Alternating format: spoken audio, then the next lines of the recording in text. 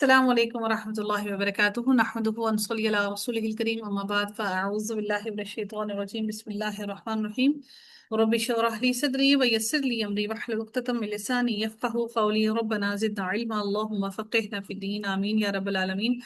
آغاز ہوتا ہے ہمارا رکوع نمبر 11 کا، اور اس کی تفسیر کو دیکھتے ہیں۔ اللہ رب العزت ارشاد فرماتے ہیں وَلَقَدْ أَرْسَلْنَا مُوسَىٰ بِآيَاتِنَا إِلَىٰ فِرْعَوْنَ وَمَلَئِهِ فَقَالَ إِنِّي رَسُولُ رَبِّ الْعَالَمِينَ۔ اللہ رب العزت اس آیت کے اندر ارشاد فرماتے ہیں، ارشاد ربانی ہے کہ اللہ تعالیٰ فرماتے ہیں اور ہم نے موسیٰ علیہ السلام کو اپنی نشانیاں دے کر فرعون اور اس کے سرداروں کے پاس بھیجا۔ سردار اس کے کون تھے؟ جو بہت ہی امیر ترین لوگ تھے۔ تو موسیٰ علیہ السلام نے جا کر کہا کہ میں نے تمام جہانوں کے رب کا، میں تمام جہانوں کے رب کا رسول ہوں، یعنی کہ رب جو ہے وہ تمام جہانوں کا وہی اللہ ہے، اور میں تمام جہانوں کے رب کا رسول ہوں۔ در حقیقت ہوا یہ کہ قریش مکہ نے کہا تھا کہ اگر اللہ کسی کو نبی بنا کر بھیجتا ہی تو مکے اور طائف کی کسی ایسے شخص کو بھیجتا جو صاحب مال اور جاہ و جلال والا ہوتا۔ جیسے فرعون نے بھی حضرت موسیٰ علیہ السلام کے مقابلے میں کہا تھا کہ میں موسیٰ سے بہتر ہوں اور یہ مجھ سے کمتر ہے، یہ تو صاف بول بھی نہیں سکتا، جیسا کہ ہم آگے پڑھیں گے انشاءاللہ کہ حضرت موسیٰ علیہ السلام کا ذکر اللہ تعالیٰ نے پھر سے یہاں پر فرمایا، اور اللہ تعالیٰ نے بہت زیادہ مرتبہ قرآن میں حضرت موسیٰ علیہ السلام کا ذکر فرمایا۔ حضرت نبی اکرم صلی اللہ علیہ وسلم کو بھی اسی بات پر تسلی دی جا رہی ہے کہ حضرت موسیٰ علیہ السلام کو بھی بہت سی آزمائشوں سے گزرنا پڑا، انہوں نے صبر اور عزم سے، استقامت سے کام لیا۔ اسی طرح آپ بھی کفار مکہ کی تکلیف پہنچائی جانے والی تکلیفوں، ان کے رویوں سے دل برداشتہ نہ ہو جائیں، صبر اور حوصلے سے کام لیں۔ حضرت موسیٰ علیہ السلام ہی کی طرح اللہ تعالیٰ آپ کو بھی یقیناً فتح اور کامیابی نصیب فرمائے گا، اور یہ اہل مکہ فرعون ہی کی طرح ناکام اور نامراد ہوں گے۔ اس لیے میرے رب نے یہاں پر فرعون کے بارے میں اور حضرت موسیٰ علیہ السلام کے بارے میں ذکر کیا۔ اللہ تعالیٰ نے کیا فرمایا کہ وَلَقَدْ أَرْسَلْنَا مُوسَىٰ بِآيَاتِنَا إِلَىٰ فِرْعَوْنَ وَمَلَئِهِ فَقَالَ إِنِّي رَسُولُ رَبِّ الْعَالَمِينَ۔ انہوں نے کیا کہا کہ میں رب العالمین کی طرف سے بھیجا گیا رسول ہوں جو تمام جہانوں کا رب ہے۔ فَلَمَّا جَاءَهُم بِآيَاتِنَا إِذَا هُم مِّنْهَا يَضْحَكُونَ۔ پھر میرے رب نے فرمایا پس جب وہ ہماری نشانیاں لے کر ان کے پاس آئے تو وہ بے ساختہ ان پر ہنسنے لگے، یعنی کہ اپنے آپے سے باہر ہو جانا، اس طرح ہنسنا۔ یاد رکھیے گا کہ اونچا اونچا ہنسنا، کہکے لگا کر ہنسنا، دین نے اس بات سے منع کیا ہے۔ ہاں، مسکرانے سے منع نہیں کیا۔ جو کہکے لگا لگا کر اونچی اونچی آواز میں ہنستے ہیں اور اتنا ہنس ہنس کے پاگل ہو جاتے ہیں کہ تالیاں بجانا شروع کر دیتے ہیں، تو ایسے لوگوں کا شمار جاہلوں میں ہوتا ہے۔ اور یاد رکھیے کہ اگر انسان اس طرح سے ہنستا ہے تو ایسے دل مردہ ہو جاتے ہیں، کیونکہ زیادہ ہنسنے سے دل انسان کے مردہ ہو جاتے ہیں، خوف خدا سے خالی ہو جاتے ہیں۔ میرے رب نے اگلے آیت میں مزید فرمایا وَمَا نُرِيهِم مِّنْ آیَةٍ إِلَّا هِيَ أَكْبَرُ مِنْ أُخْتِهَا، اور ہم انہیں جو نشانیاں دکھاتے تھے وہ دوسری سے بڑی چڑھی ہوتی تھیں۔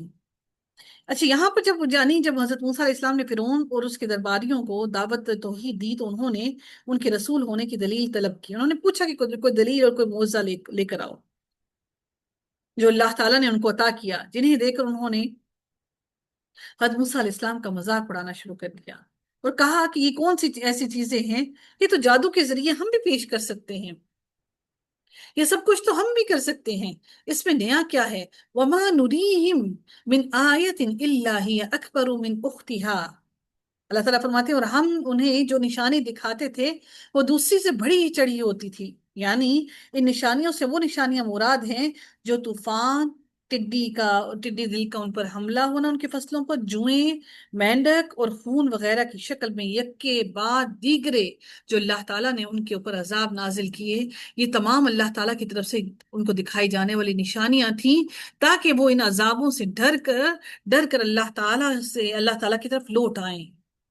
اللہ ہی اکبر، وہ اس سے بڑی تھی، من اختہا، اور بلکہ ان سے بڑی چڑھی تھی۔ اور پھر اللہ تعالیٰ نے فرمایا وَأَخَذْنَاهُمْ بِالْعَذَابِ لَعَلَّهُمْ يَرْجِعُونَ، اور ہم نے انہیں عذاب میں پکڑا تاکہ وہ باز آ جائیں۔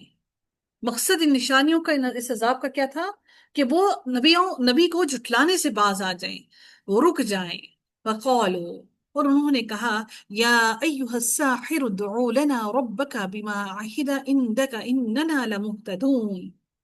پھر اللہ تعالیٰ نے فرمایا وقالوا، اور انہوں نے کہا اے جادوگر، یا ایہا الساحر، ساحر ہوا ہے یعنی کہ جادو کرنے والا، ساحر، اور انہوں نے کہا اے جادوگر ادعو لنا ربکا، بلا، پکار، ہمارے لیے اپنے رب کو پکار، اس کی دعا کر جس کا اس نے تجھ سے وعدہ کر رکھا ہے، یقین مان کے ہم راہ پر لگ جائیں گے، یعنی اننا لمہتدون کہ ہم ہدایت پا جائیں گے۔ کس کو پکار؟ اپنے رب کو پکار، اس بات کے لیے پکار جس کا تیرے رب نے وعدہ کر رکھا ہے، جس کے لیے تو ہمیں بار بار بار بار ڈرا رہا ہے۔ کس سے؟ قیامت کے دن سے، اللہ کے عذاب سے۔ اپنے رب کو پکار، اور اپنے رب سے پکار کر اس سے کہہ کہ اللہ تیرا رب ہمارے لیے وہ عذاب لے آئے۔ فَلَمَّا كَشَفْنَا عَنْهُمُ الْعَذَابَ إِذَا هُمْ يَنكُثُونَ، پھر میرے رب نے مزید فرمایا، پھر جب ہم نے وہ عذاب ان سے ہٹا لیا، انہوں نے اسی وقت اپنا قول و قرار توڑ دیا۔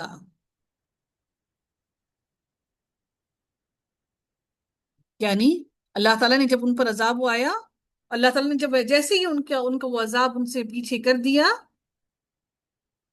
اچھا، یہ حضرت موسیٰ علیہ السلام کو جادوگر کیوں کہا کرتے تھے پتہ ہے؟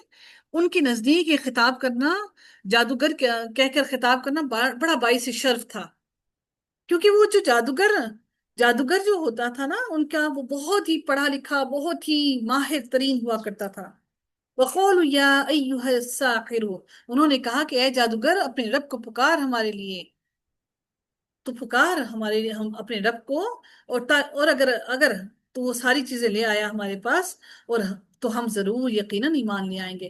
جب اللہ تعالیٰ نے اتنے عذاب ان پر نازل کیے تو وہ اس بات سے بھی پریشان ہوئے، اور انہیں یقین تھا اس بات کا کہ یہ صرف انہی کی دعا سے، یہ نبی ہیں، وہ یہ بھی جانتے تھے کہ ہم یقیناً اس کی دعا سے ہم اس عذاب سے دور ہٹ جائیں گے، عذاب ہم سے دور کر دیا جائے گا۔ فَلَمَّا كَشَفْنَا عَنْهُمُ الْعَذَابَ إِذَا هُمْ يَنكُثُونَ، جیسے ہی اللہ نے ان سے عذاب کو دور کیا تو پھر کیا ہوا؟ وہ واپس پلٹ گئے، وہ ایمان نہیں لے کر آئے۔ ہم بھی تو ایسے ہی کرتے نا، جب بیماری میں ہوتے ہیں، تکلیف میں ہوتے ہیں، تو تمام کے تمام اذکار سب کچھ یاد آ جاتا ہے۔ جیسے ہی اللہ تعالیٰ اس بیماری کو، تکلیف کو دور کرتا ہے، ہم واپس وہ سارا کچھ بھول جاتے ہیں۔ ہمارے اندر رزق کی کمی ہوتی ہے، ہمارے گھروں میں رزق کی کمی ہوتی ہے، بچے اگر ہماری نافرمان ہو جاتے ہیں خدا نخواستہ، یا ہماری بات نہیں سنتے، تو ہم بے تحاشا وظائف کرنا شروع کر دیتے ہیں۔ جیسے ہی ہم دیکھتے ہیں ان میں نرمی کچھ آنا شروع ہوتی ہے، ہم سارا کچھ چھوڑ دیتے ہیں۔ اس کا نقصان کیا ہوتا ہے کہ اللہ تعالیٰ کو وہ چیز، وہ عبادت، وہ کام پسند ہے جس میں استقامت ہو۔ اگر آپ نیکی کر رہے ہیں اور آپ وہ نیکی مسلسل کر رہے ہیں، تو آپ کے اس نیکی کرنے کا فائدہ یہ ہے کہ اللہ تعالیٰ کو آپ کی نیکی پسند ہے، اور اللہ تعالیٰ نے اس نیکی پر آپ کو استقامت بھی عطا کی ہے۔ نیکی پر استقامت حاصل کرنا، نیکی پر استقامت پانا، یہ اللہ تعالیٰ کی طرف سے اس بات کی نشاندہی بھی ہے کہ اللہ تعالیٰ کو آپ کی وہ نیکی پسند آئی، کہ اللہ تعالیٰ نے آپ کو مزید نیکی کرنے کی توفیق بھی عطا کی ہے۔ ہم قطعاً کوئی نیکی نہیں کر سکتے اللہ کہ میرے رب کا حکم نہ ہو، اللہ کہ میرا رب اس چیز سے راضی نہ ہو۔ وَنَادَى فِرْعَوْنُ فِي قَوْمِهِ قَالَ يَا قَوْمِ أَلَيْسَ لِي مُلْكُ مِصْرَ وَهَذِهِ الْأَنْهَارُ تَجْرِي مِنْ تَحْتِي أَفَلَا تُبْصِرُونَ۔ پھر اللہ تعالیٰ نے مزید فرمایا، اور فرعون نے اپنی قوم میں منادی کرائی اور کہا، یعنی کہ نادی کروانا، ان پر یہ ہوتا تھا، بڑے بڑے سے انہوں نے شہروں کے اندر ایک بڑے بڑے سے ڈھول انہوں نے لگائے ہوئے ہوتے تھے، اور وہ اس پہ ہرکارے بجایا کرتے تھے، اور بہت بڑے بڑے ان کو مار مار کے پورے علاقے کو آوازیں آتی تھی۔ پہلے ٹی وی وغیرہ تو تھے نہیں کہ اس طرح کا شور شرابہ ہوتا کہ کسی کو آواز نہ جا سکتی ہوتی، بجلی بھی نہیں تھی کہ اس طرح کے فینس ہوتے، الیکٹریسٹی کا شور ہوتا، کسی بھی قسم کا شور ہوتا، تو آوازیں بہت دور تک پھیل جاتی تھیں آرام سے۔ تو جو فرعون نے کیا کیا، اپنے قوم میں منادی کرائی اور کہا، اے میری قوم، کیا مصر کا ملک میرا نہیں؟ یہ جو ملک ہے، کیا یہ مصر کا میرا نہیں؟ اور میرے محلوں کے نیچے یہ نہریں بہہ رہی ہیں، کیا تم دیکھتے نہیں ہو؟ اچھا، ہوا کیا کہ جب موسیٰ علیہ السلام نے ایسی کئی نشانیاں پیش کر دیں جو ایک سے بڑھ کر ایک تھیں، تو فرعون کو خطرہ لاحق ہوا کہ کہیں میری قوم موسیٰ کی طرف مائل نہ ہو جائے. تو اس نے کیا کیا کہ اس نے یہ بات وہ چیزیں جس میں وہ لوگوں کو فریب میں مبتلا کر رہا تھا، ان فریبوں کو، اپنی چال کو مزید پختہ کرنے کے لیے اور ان فریبوں کو چھپانے کے لیے اس نے لوگوں سے پوچھا. اور حضرت موسیٰ علیہ السلام کو کمتر ظاہر کرنے کے لیے اس نے کہا کہ تاکہ اس کی قوم حضرت فرعون کی سلطنت کو دیکھ کر اس بات پر خوش ہو کہ حقیقت میں یہی خدا ہے، کیونکہ اس کی سلطنت بہت بڑی ہے، اس کے پاس اتنا محل، اتنا پیسہ، اتنی دولت، اتنا مال، اتنا سب کچھ ہے. اس نے کہا کہ کیا میرے محل کے نیچے سے نہریں نہیں بہ رہی؟ اس سے مراد دریائے نیل ہے، یا اس کی بعض شاخیں ہیں جو اس کے محل کے نیچے سے گزرتی تھی. یعنی اس سے محل بھی ایسا بنوایا ہوا تھا کہ اس کے محل کے نیچے سے دریائے نیل کی نہریں وہاں سے گزرا کرتی تھی. اس نے کہا کہ کیا یہ شہر میرا نہیں؟ کیا میرے محل کے نیچے سے نہریں نہیں گزرتی؟ افلا تبصرون، کیا تم دیکھتے نہیں ہو؟ یہ تم سے کس قسم کی باتوں کی وہ کرتا ہے، تو وعدہ کرتا ہے. میں تو تم لوگوں کو دنیا میں ہی دکھا رہا ہوں کہ میرا محل کتنا عظیم، میری سلطنت کتنی عظیم. ام انا خیر من هذا الذي هو مہین. پھر سے مزید کیا کہا؟ بلکہ میں بہتر ہوں بنسبت اس کے جس کی کوئی وقت نہیں، جو بے توقیر ہے، جو کمتر ہے. ولا یکاد یبین، اور اس نے کہا کہ وہ صاف صاف بول بھی نہیں سکتا یہ. ولا یکاد یبین، جو اپنی بات کو بیان بھی نہیں کر سکتا. میں بہتر ہوں یا یہ بہتر ہے؟ فلولا القی علیہ اسورۃ من ذهب او جاء معه الملائکۃ مقترنین. حضرت موسیٰ علیہ السلام صاف بول کیوں نہیں سکتے تھے؟ کون بتائے گا؟ حضرت موسیٰ علیہ السلام صاف کیوں نہیں بول سکتے تھے؟ وہ انہوں نے انگارہ رکھ لیا تھا اپنی زبان پہ جب وہ فرعون نے انہیں ٹیسٹ کیا تھا. جی بالکل، جزاک اللہ خیر. جب وہ بچے تھے تو انہوں نے اپنی زبان پر انگارہ رکھ دیا تھا، جس کی وجہ سے وہ ساری زندگی صحیح طرح سے نہیں بول سکتے تھے. اب دیکھیے کہ وہ جو دعا انہوں نے پڑھی، اس دعا کی وجہ سے اللہ تعالیٰ نے ان کی زبان کو اتنی فصاحت عطا کی کہ وہ بولنے کے قابل ہوئے، اور لوگوں نے ان کی بات کو سمجھا. ایک ہوتا ہے کہ بولنا، ایک ہوتا ہے کہ لوگ آپ کی بات کو سمجھیں. تو اللہ تعالیٰ اس طرح سے زبان کی گروں کو کھولتا ہے کہ آپ اپنی بات کو سمجھانے کے قابل ہو سکیں.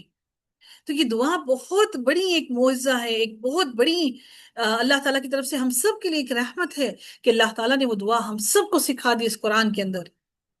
ہمیں چاہیے کہ ہم اپنے بچوں کو یہ دعا ضرور سکھائیں اور انہیں کہیں کہ اس دعا کو لازمی طور پر اپنے سبق پڑھنے سے پہلے، اور ہم سب کو بھی چاہیے کہ ہم اس دعا کو لازمی پڑھا کریں تاکہ اللہ تعالیٰ ہماری زبان کی گروں کو کھولے. میرے رب نے پھر فرمایا فَلَوْلَا أُلْقِيَ عَلَيْهِ أَسْوِرَةٌ مِّن ذَهَبٍ أَوْ جَاءَ مَعَهُ الْمَلَائِكَةُ مُقْتَرِنِينَ. اللہ تعالیٰ نے مزید فرمایا کہ اچھا اس پر سونے کے کنگن کیوں نہیں آ پڑے. اس نے کیا کہا؟ فرعون نے کیا کہا کہ اس پر اگر یہ ایسا کمتر نہ ہوتا تو اس پر سونے کے کنگر کیوں نہیں آئے، یا اس کے ساتھ کوئی فرشتہ کیوں نہیں اس کے ساتھ اللہ تعالیٰ نے بھیجا. او جاء معه الملائکۃ مقترنین، کہ اس کے ساتھ کوئی فرشتہ آتا جو اس کی مدد کرتا. اس دور میں مصر اور فارس کے بادشاہ اپنی شان اور خصوصی حیثیت کو نمایاں کرنے کے لیے سونے کے کڑے پہنتے تھے. اسی طرح آج آپ نے دیکھا ہے کہ بہت سے ایسے لوگ ہیں جو اپنے گلے گردن میں بہت بڑی بڑی سونے کی زنجیریں پہنے ہوئے ہوتے ہیں، بازوؤں میں پہنے ہوئے ہوتے ہیں کنگن، سونے کے ہاتھوں میں پہنے ہوئے ہوتے ہیں. تو یہ جہالت کی نشانی ہے. اس وقت کے سردار اپنے ہاتھوں میں سونے کی کنگن اور کڑے پہنا کرتے تھے، اور گلے میں سونے کی توق اور زنجیریں ڈال دی جاتی تھیں. I will share you the pictures. جو مسلمان ہیں لوگ، اور کتنی بڑی بڑی انہوں نے موٹی موٹی سونے کی زنجیریں گلے میں ڈالی ہوئی ہیں، اور گلے میں انہوں نے سونے کی توق اور زنجیریں ڈال دی جاتی تھیں جو ان کی سرداری کی علامت سمجھی جاتی تھی. اس اعتبار سے فرعون نے حضرت موسیٰ علیہ السلام کے بارے میں کہا اگر اس کی کوئی حیثیت ہوتی یا اس کی کوئی شان ہوتی تو اس کے ہاتھ میں سونے کے کڑے ہونے چاہیے تھے، جو اس بات کی تصدیق کرتے کہ یہ اللہ کا رسول ہے، یا بادشاہوں کی طرح اس کی شان کو نمایاں کرنے کے لیے اس کے ساتھ ہوتے، یا اللہ اس کے ساتھ کوئی فرشتہ بھیج دیتا. پھر اللہ تعالیٰ نے مزید فرمایا فاستخف قومه فأطاعوه إنهم كانوا قوما فاسقين. پھر میرے رب نے مزید فرمایا اس نے اپنی قوم کو بہلایا پھسلایا اور انہوں نے اسی کی مان لی. یقیناً یہ سارے ہی نافرمان لوگ تھے، سارے کے سارے ہی نافرمان لوگ تھے. قوما فاسقین، یہ سارے کے سارے لوگ نافرمان تھے. در حقیقت یہ جو لفظ ہے نا فاستخفا، اس کا مطلب ہوتا ہے کہ اپنی عقل سے ہلکا ہونا، یعنی جو عقل جس کے اندر کم ہو، جو جہالت میں ہو، جو گمراہی میں ہو، اس کو کہا جاتا ہے. فلما فلما آسفونا انتقمنا منهم فأغرقناهم أجمعين فجعلناهم سلفا ومثلا للآخرين. پھر میرے رب نے مزید فرمایا پھر جب انہوں نے ہمیں غصہ دلایا تو ہم نے ان سے انتقام لیا اور سب کو ڈبو دیا، سب کو ڈبو، فأغرقناهم أجمعين، سب کے سب کو ڈبو دیا. بس ہم نے انہیں گیا گزرا کر دیا اور پچھلوں کے لیے مثال بنا دی. وہ حضرت موسیٰ علیہ السلام کو کہتے تھے اور اللہ تعالیٰ فرماتے کہ ہم نے ان کو گیا گزرا کر دیا. یہ جو لفظ سلفن ہے یہ سالفن کی جمع ہے. سلفن، یہ جو سلفن لفظ ہے نا یہ سالفن کی جمع ہے. سالفن، اس کا واحد سالفن ہے.